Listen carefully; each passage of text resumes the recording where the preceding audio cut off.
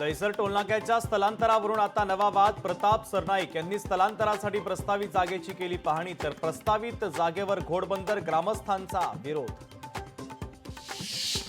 अनंत अंबानींच्या वनताराला clean chit. हत्तींची कथित बेकायदेशीर खरेदी विक्री केल्याचा आरोप, तर वनताराचे आरोप निराधार. सर्वोच्च न्यायालयाचं वक्तव्य. आर्थिक गुन्हे शाखेनं नोंदवला राजकुंद्राचा जबाब. राजकुंद्राची आज जवळपास 5 तास चौकशी. 60 कोटींच्या फसवणूक प्रकरणी चौकशी, तर पुढच्या आठवड्यात पुन्हा जबाब नोंदवण्याची शक्यता. रामटेक चित्रनगरीसाठी 60 एकर जमिनीचे येत्या 15 दिवसांमध्ये हस्तांतरण करणार. सांस्कृतिक कार्यमंत्री आशिष शेलार यांची घोषणा.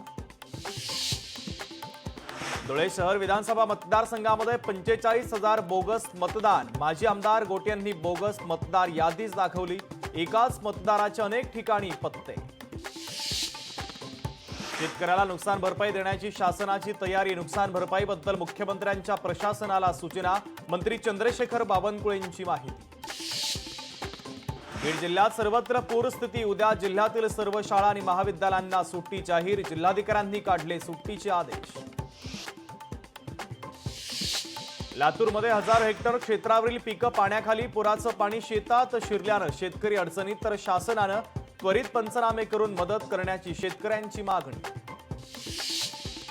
कल्याण पूर्वेत मराठी कुटुंबाला परप्रांतीयांकडून त्रास. मराठी कुटुंबियांना न्याय देण्यासाठी मनसे सरसावली.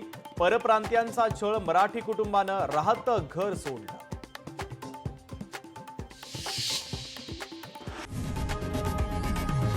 लोकशाही मराठी ऐका, पहा, जागरूक रहा.